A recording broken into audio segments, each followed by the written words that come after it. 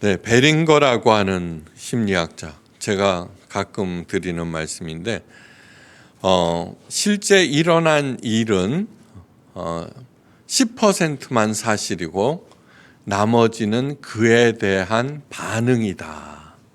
다시 말해서 아무리 참담한 실패를 거뒀다고 하더라도 사실은 10%만 팩트이고 그에 대해서 어떻게 반응하느냐 여부에 따라서 상황이 완전히 달라진다는 얘기입니다. 네. 우리가 요셉에 대해서 위대하게 생각하는 것은 이집트 노예로 팔려갑니다. 다시 말해서 한 번 노예는 영원한 노예, 완전한 실패입니다. 그러나 요셉은 그것을 하나님의 처사로 받아들였고, 그리고 마침내는 당시 최대 강대국 이집트의 총리 대신이 됩니다. 겉으로 보기에는 100% 성공한 것 같지만 사실은 10%만 성공한 것입니다. 그때 내가 이제 총리가 되었으니 목에 힘을 주고 그동안 자기에게 잘못한 것을 이렇게 보복하려고 하면은 그는 참담한 실패로 끝난다는 것입니다. 예수님의 산상수훈은 그동안 사람들이 당연하게 생각했던 것들을 완전히 뒤집어 버립니다. 그 이유는 무엇이냐 하면은 올바로 제대로 반응하라는 얘기입니다. 아무리 참담한 실패를 걸었다고 하더라도 지금 나는 끝났어라고 하는 생각을 뒤집으심으로 올바로 그에 대해서 반응하면은 참 성공으로 이끌 것이고, 그동안 내가 생각해왔던 그 모든 것들 그것은 잘못된 생각이고 그것을 고칠 때 우리들은 천국을 향유하고 하나님께서 원하시는 삶으로 바뀐다는 얘기입니다. 오늘 산상수훈을 통해서 우리가 그동안 잘못 생각해서 사태에 잘못 반응했던 태도를 완전히 버리시고 새 시대에는 어떻게 반응해야 될 것인가를 배우도록 합니다. 예수님께서 다음과 같이 말씀하십니다. 옛사람에게 말한 바 살인하지 말라. 누구든지 살인하면 심판을 받게 되리라 하였다는 것을 너희가 들었으나 나는 너희에게 이르노니 형제에게 노하는 자마다 심판을 받게 되고 형제에 대해서 라가라 하는 자는 공회에 잡혀가게 되고 미련한 놈이라 하는 자는 지옥불에 들어가게 되리라. 이번에는 그동안 사람들이 생각하던 살인에 대한 생각을 완전히 뒤집어 버리십니다. 그런데 그 방향을 잘 살펴보면은 어마무시합니다. 살인의 범위를 엄청나게 넓혀 버리셨습니다. 사실 직접 살인하는 사람들은 정말 극소수입니다. 그죠? 극소수입니다. 그래서 나는 사람을 죽인 적이 없으니까 괜찮아라고 생각하고 있는 사람들에게 예수님께서는 엄청나게 넓히십니다. 예수님께서 넓히신 그 살인의 범위에 포함되지 않는 사람은 단 한 사람도 없을 것입니다. 사람이라면 모두 살인죄를 저질렀고 그것도 헤아릴 수 없이 많이 수도 없이 어떨 때는 매일매일 저지르고 있는 것입니다. 여기서 라가라고 하는 것은 바보를 말합니다. 바보나 미련한 놈이란 말은 모든 사람들에게 배우자나 자녀 심지어는 부모에게까지 말합니다. 그렇다면 모든 사람들은 죽어서 지옥불에 떨어져야 합니다. 그죠? 구원을 위해 오셨다는 예수님께서 구원의 가능성을 제로로 만드시고 심판의 확실성은 100%로 넓히셨습니다. 왜 이러셨을까요?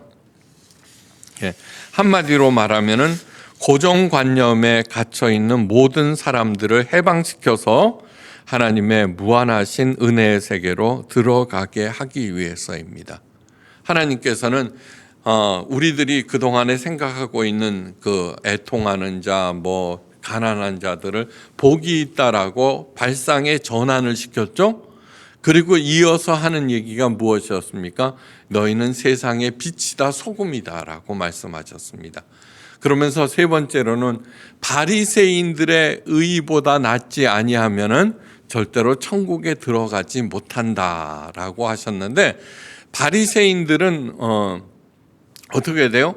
자기가 복을 받기 위해서 억지로 그 엄청난 양의 율법을 지켜나갔고, 다른 사람들에게는 네가 그렇게 복이 없는 이유는 율법을 지키지 않았어야 라면서 그 율법의 창살에 감옥에 가둬버렸습니다. 그런데 예수님을 사랑할 때 어떻게 돼요? 저절로 그냥 십계명이 일정표가 되어서 그 길로 이렇게 가는 것이죠. 여러분, 사랑하는 사람들의 말은 저절로 듣게 되어 있죠, 그죠? 바로 그것이 예수님의 구원의 방법이라고 하는 것입니다. 오늘에 와서는 무엇이냐 하면은 우리들이 그동안 배웠던 생각했던 고정관념들을 이제 깨부수기 시작합니다. 신앙생활도 이와 같은 것입니다. 예수님의 말씀을 듣습니다. 어디를 가나 듣던 삶의 루저라는 말을 예수님께서 뒤집어 버리십니다. 그 말씀에 내가 감화를 받습니다. 그래, 이대로 살지 않을 거야, 나를 사랑할 거야 라면서 소망을 품고 미래를 향해서 발걸음을 디디습니다. 어려운 일들이 많이 일어납니다. 그러나 예수님의 격려로 이겨내고 하나님의 영광으로 열심히 준비합니다. 더 넓은 세계로 나아갑니다. 그래서 성공합니다. 그러나 이것이 끝이 아닙니다. 자신을 더욱 개발하고 강화시켜서 새로운 예수님의 제자가 되고 생명의 리더들을 또다시 키워냅니다. 이것이 예수님께서 원하시는 것, 교회가 몸바쳐서 해야 하는 일이고 우리 한 사람 한 사람이 삶의 현장에서 실현시켜야 되는 것입니다. 이것은 절대로 숙제가 아닙니다. 예수님을 따르는 사람들이 물었습니다. 우리가 어떻게 하여야 하나님의 일을 하오리까? 전도봉사헌금? 그러자 예수님께서 이렇게 대답하셨습니다. 예수님의 보내신 자를 믿는 것이 하나님의 일이니라. 예수님의 보내신 자, 곧 하나님께서 보내신 자, 곧 예수님을 믿는 것이 곧 신앙생활입니다. 그런데 믿음의 본질을 잘 아셔야 합니다. 예수님을 믿는 것이 곧 하나님의 일이라고 하셨으니까. 오늘 본문의 말씀은 예수님께서 율법을 어떻게 완성하시는가, 나아가서는 우리가 어떻게 율법으로부터 해방되어 진정한 하나님의 자녀로서 풍성한 삶을 살 수 있는가를 구체적으로 보여주고 있습니다. 예수님께서는 가장 먼저 10계명 중 제6계명 살인하지 말라는 계명의 본질을 가르쳐 주십니다. 그렇다면 왜 앞에 5계명, 나 외에 다른 신을 내게 있게 말지니라, 우상을 만들지 말라, 하나님의 이름을 망령되이 일컫지 말라, 안식일을 거룩하게 지키라, 내 부모를 공경하라는 계명들은 생략하신 걸까요? 이미 드린 설명에서 다 나와 있습니다. 하나님을 야다하면은, 사랑하면은 당연히 다른 신을 섬기거나 우상을 만들거나 하나님의 이름을 망령되이 일컫거나 안식일을 아무렇게나 지키지 않습니다. 당연히 예배와 전도와 봉사와 구제와 기도의 그 소중한 가치를 올바로 깨닫고 소홀히 하지 않게 됩니다. 바로 이러한 것들을 통해서 내가 야다하고 있는 하나님과 소통하고 교통하기 때문입니다. 예수님께서 말씀하십니다. 형제에게 노하는 자마다 심판을 받게 되며 형제에 대하여 라가라 하는 자는 공회에 잡히게 되고 미련한 놈이라 하는 자는 지옥불에 들어가게 되리라. 이러한 말씀에는 왜 이러한 말씀을 하셨나? 이 말씀이 규칙이 된다면 우리 중에 한 명도 살아남지 못할 것입니다. 또한 화를 참아내느라 지옥에 가기 무서워서 화를 참는다라고 애쓰면 화병에 걸렸을 것이고, 저 목사 나한테 화를 냈으니까 억지 목사라고 할 수 있는가, 곧 하나님의 무서운 심판을 받게 될 거야 라고 생각하게 될 것이고, 그렇다면 서로가 서로에 대해서 감시만 하고 있을 것이고, 혹시 그런 말이나 행동을 했다면 죄책감과 불안감으로 전전긍긍할 것입니다. 예. 하나님을 절대적으로 생각하면 생각할수록 그렇게 될 것입니다. 예. 또 그렇게 조심하면서 살아봤자 화를 낼 줄 모르는 진짜 바보들을 제외하고는 모두 다 지옥에 떨어질 것. 이런 식으로 생각하고 논쟁하고 살아가는 사람들이 교회 안에 얼마나 많은지 모두 다 잘 아실 것입니다. 그런데 왜 이런 말씀을 하신 걸까? 한마디로 말해서 하나님의 사랑하는 자녀들, 하나님을 사랑하는 우리가 분노로 인하여서 죽어가지 않도록 하기 위해서입니다. 다음에 이어지는 말씀은 화해에 대한 얘기입니다. 뭐라고 그러느냐 그러면, 그러므로 예물을 제단에 드리려다가 거기서 내 형제에게 원망 들을 만한 일이 있는 것이 생각나거든 예물을 제단 앞에 두고 먼저 가서 형제와 화목하고 그 후에 와서 예물을 드리라. 예배의 목숨을 걸라고 그렇게 얘기하는데, 그 목숨을 걸어야 하는 예배보다도 더 중요한 것은 무엇이에요? 화해, 사이좋은 관계라고 하는 것입니다. 그 다음에 얘기도 마찬가지입니다. 너를 고발하는 자와 함께 길에 있을 때 급히 사화하라. 사화하라는 말은 무슨 말이냐 하면 사과하고 화해하라는 말이 합쳐진 말입니다. 예, 사화하라. 그러니까 뭐냐 그러면 내가 잘잘못을 떠나서 관계가 나빠진 사람을 만났습니다. 그러면은 어찌 되었건 가서 먼저 사과하라는 얘기입니다. 그리고 좋은 관계를 유지하라는 얘기입니다. 이 얘기는 뭐냐 그러면은 내가 화를 내고 나쁜 말을 하는 것 자체가 살인이라고 생각하고서 절대로 그 무서운 점을 인지하고서 그것으로부터 가능하면은 방향을 바꿔서 돌리라는 얘기입니다. 누구나 억울한 일을 당하거나 속상할 때는 화가 납니다. 분노의 무서운 점은 분노를 방치하면 아무리 훌륭한 사람이라도 분노에 의해서 그 사람이 잡아먹히게 된다는 것입니다. 정말 훌륭한 사람도 그죠? 화를 내면은 그 사람이 아무리 훌륭하다고 할지라도 어떻게 해야 돼요? 화가 그 사람을 잡아먹어 버립니다. 밖으로 드러내지 않고 마음에 품고 있는 분노라도 인간의 인격과 삶을 파괴하는 힘이 내재되어 있습니다. 모든 에너지가 분노를 유지하는 데 들어가 버립니다. 우리 일상에서 많이 흔히 경험하는 일입니다. 그냥 어떻게 하다가 무심코 상대방에게 던진 말이 깊은 상처가 돼서 꼽힙니다. 그죠? 그 상처를 받은 사람은 밤새도록 어떻게 돼요? 그 말이 생각나서 화가 나버립니다. 그 다음날 만나면은 바로 그 정작 말을 한 사람은 다 잊어먹어 버렸는데 나는 그 사람은 철천지 원수로 대하게 됩니다. 그러니까 엉뚱하게 반응하게 된다는 얘기죠. 그죠? 그리고 온 밤이 어떻게 돼요? 그 편히 쉬어서 에너지를 충전시켜야 하는 하나님의 귀한 선물, 잠을 다 소비해버리고 거기에 에너지를 분노를 확장시키는 데 다 써버렸죠.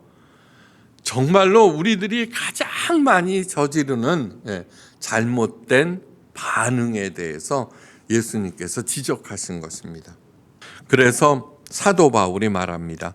아무에게도 악을 악으로 갚지 말고 모든 사람 앞에서 선한 일을 도모하라.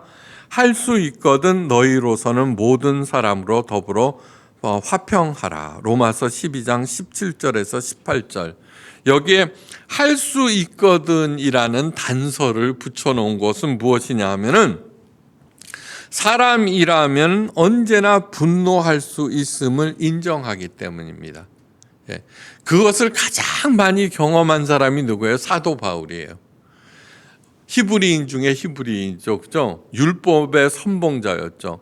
스데반이 돌에 맞아 죽을 때 옆에서 옷을 이렇게 받아들고 있었던 게 사도 바울입니다. 그 사도 바울이 자기가 이제 옷을 받치고 있으니까 돌멩이를 던질 수 없었지만 돌멩이를 던지고 거기에 신음하고 죽어가는 스데반을 속으로 잘했다 이렇게 생각. 저는 고소하다. 마땅히 저렇게 돼야 돼라고 생각하고 있었을 것입니다. 그런데 스데반이 어떻게 돼요? 하늘을 울어서 기도하는데 주여 저들의 하는 일을 용서하옵소서라고 정말로 천사처럼 얼굴이 환해지는 것을 보고 큰 충격을 받은 것입니다. 심리학에서는 이것을 피크 익스피리언스라고 절정의 경험이라고 얘기합니다. 바로 그것을 통해서 자기의 삶이 바뀌어 버린다는 것. 이 가치를 정말 소중하게 생각하셔야 합니다. 이것을 갖다가 경험했을 때 어떻게 돼요? 나는 정말 귀한 진주를 발견하고 내가 가진 모든 진주를 다 포기하는 그러한 새로운 결단이 생겨난다는 얘기입니다. 너무너무 중요한 얘기입니다. 하나님께서 주신 그러한 피크 익스피리언스를 통해서 방향이 제대로 잡혔습니까? 그러면 어떠한 일이 있더라도 그곳을 향해서 나아갈 때 마침내 하나님께서 주시는 평강과 형통의 복을 누리게 된다는 것입니다. 어떤 비난도 어떤 손해도 어떤 아픔도 다 이겨낼 수 있다는 얘기입니다. 그것을 악을 악으로 욕을 욕으로 갚지 말고 도리어 복을 빌라라는 베드로의 말과 마찬가지입니다. 베드로전서 3장 9절에서 사도 베드로가 이런 말입니다. 악을 악으로 욕을 욕으로 갚지 말고 도리어 복을 빌라. 이를 위하여 너희가 부르심을 입었으니 이는 복을 유업으로 받게 하려 함이라. 왜 우리 교회 표를 그렇게 만들었는지 여러분 이제 아시겠죠? 그죠? 사도 베드로는 분노하지 말아야 할 이유를 명백하게 설명하고 있습니다. 분노하면 하나님께서 벌을 주시는 것이 아닙니다. 내 안에 하나님의 복을 받을 공간이 없어진다라고 하는 것. 없어진다라고 하는 것. 분노를 방치하면 점점 더 커져서 원한이 되고 온유월에도 찬소리가 내리고 그래서 당연히 하나님의 복을 유업으로 받지 못하게 됩니다. 그러니까 어떠한 억울한 일도 어떻게 돼요? 그것을 하나님의 사랑 안에서 견뎌내고 이겨내고. 분노보다도 더 나쁜 것이 있습니다. 뭔지 아십니까? 멸시입니다. 멸시. 멸시는 고의로 상대를 깎아내리는 것입니다. 분노는 그래도 상대방을 의식하는 면이 있죠. 그죠? 내가 그 사람에 대해서 분노하는 이유는 뭐냐 그러면 그 사람이 그만큼 세거나 대등하기 때문입니다. 근데 멸시는 뭐예요? 너는 존재도 없어라는 뜻입니다. 너는 존재도 없어. 상대방의 가치조차도 인정하지 않는 것이 멸시입니다. 그래서 제가 가장 나쁜 것 중에 하나가 못마땅하게 여기는 것이라고 했죠. 그죠? 속으로는 못마땅합니다. 그러니까 참고 견딥니다. 그리고 있다가 한번 폭발하죠. 그러면 뭐라고 그러느냐 하면 그동안에 나는 잘 참았다. 참고 있었는데 네가 그걸 건들 거야. 그런데 여러분 강아지나 애기도 자기를 못마땅하게 여긴다라는 건 다 알고 있어요. 그죠?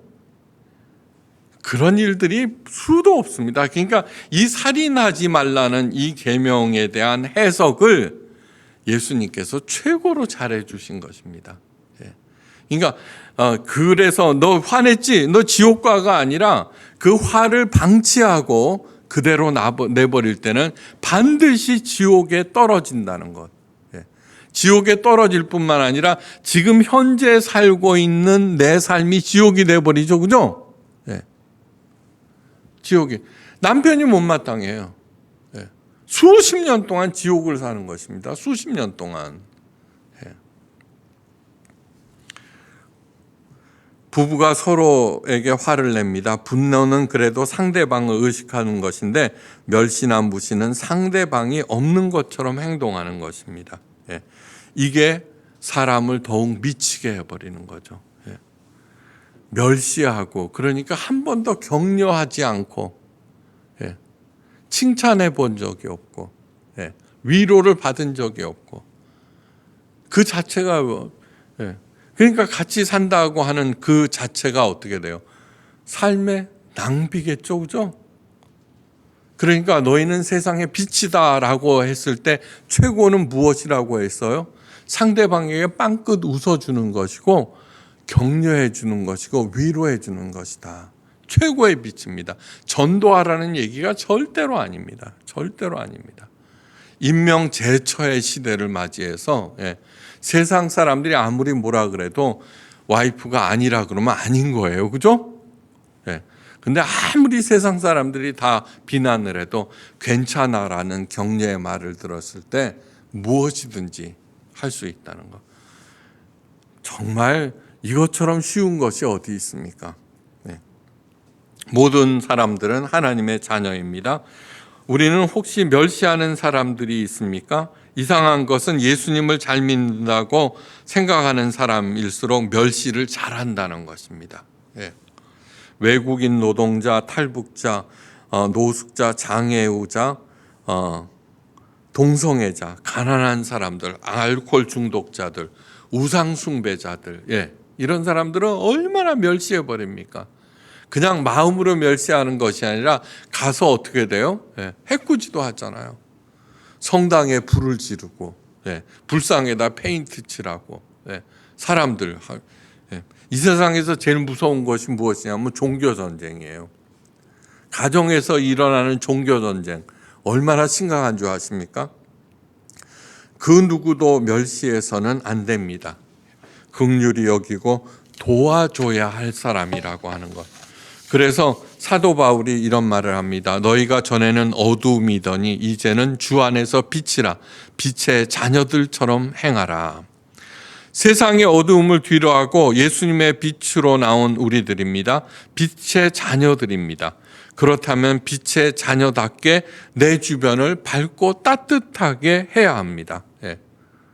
오늘 뭐라 그래요? 너를 고발하는 자와 함께 길에 있을 때 급히 사과하라.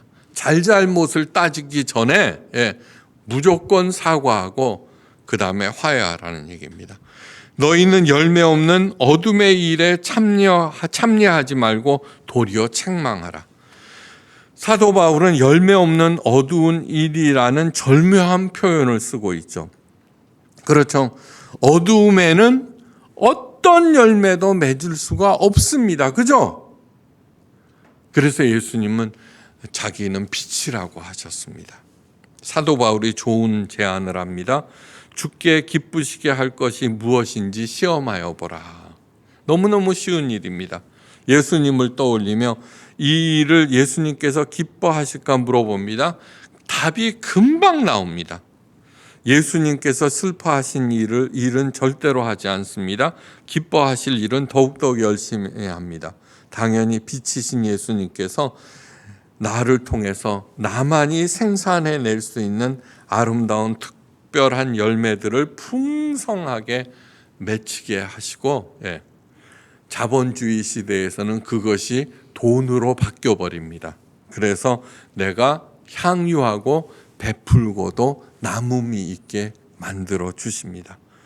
그 복을 누리고 남음이 있기를 주님의 이름으로 간절히 축원합니다.